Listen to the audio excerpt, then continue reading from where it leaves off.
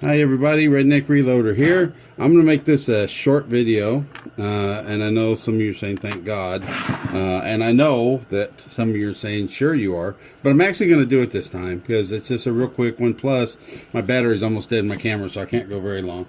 But I've got 50 pieces of brass here. I found this out hiking a couple weeks ago, and actually I had 51, but one of them was too damaged to reuse.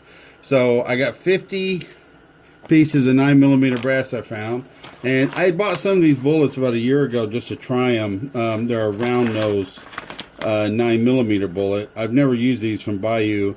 I'd always used the jacketed or plated bullets from Everglades, but I just thought I'd just try some of these. So I bought a bag of 100, and I think I got right around 50 left. So I thought, what a perfect match today, even though it's bitter cold out here in my shed. You'll probably see my breath. I'm going to go ahead and reload these. But I got a few pieces of brass set aside here, and I wanted to discuss one of the things I've seen in the forums here lately.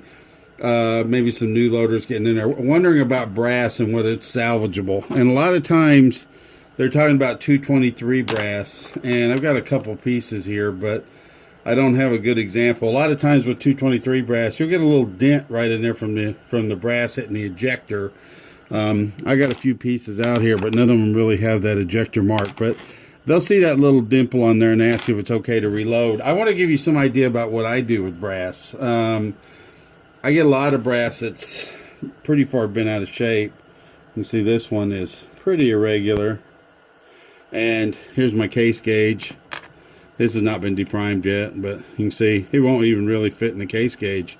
It's so bent out of shape on the end. This one's got a pretty good little flat spot on it. It'll go part way in the gauge there. And then some of these are really pretty banged up. This one's got a really good little dimple on the side.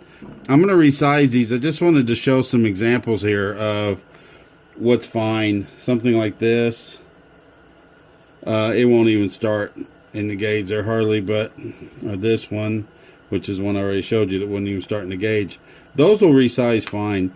The ones I watch is something like this. If you look at this one on the side, it's got a little crease right there. It's just starting.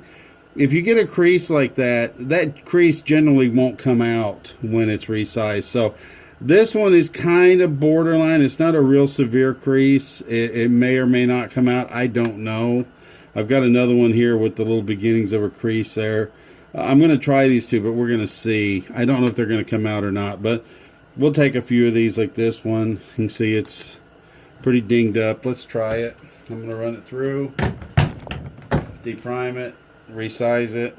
And I've got a little bit of case lube on these. I'm not lubing all these. I've used carbide dyes, but when one's kind of bent up, sometimes I'll put a little case lube on it just to give it a little extra help. So you can see that came out fine. Drops right in, drops right out. There's nothing wrong with that case. I'll use it. Here's one, pretty out of round. I'll run it through.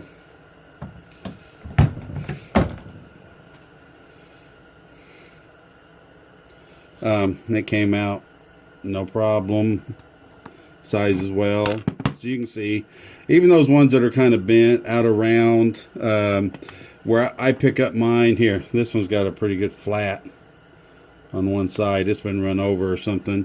Where I pick my brass up is up at there's a gravel road, and four-wheelers go up there a lot, so a lot of this gets run over by four-wheelers. Let's see if that one come out. Okay, no problem. Brought it right back to shape.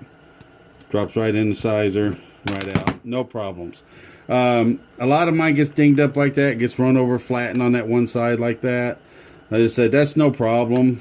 You get one that's kind of flat, it'll come right out when you resize it. No problems. But those ones with the creases, those you kind of have to watch. See, that one's good too. Now these last two are the ones that had those little beginnings of creases. I'm going to try those. We'll see how they work. Not 100% sure these are going to size okay because of the crease. So.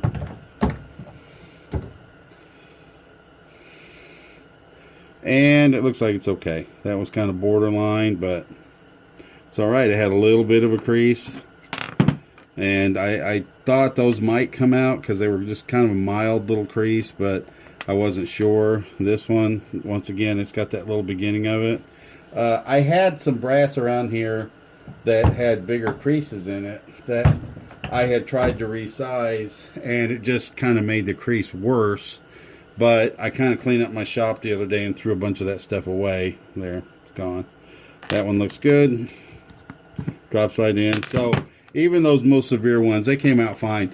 But if you get, that's all I got for today. Like I said, nice short one for a change. Redneck Reloader out. One thing I am going to add, you know, this YouTube channel has really grown, and I thank you all for that. You know, when I started, I literally had like 5 or 10 people on here, and they were guys that I was in some of the reloading forums with, and they would ask questions and stuff, and I would make a video based off of their questions.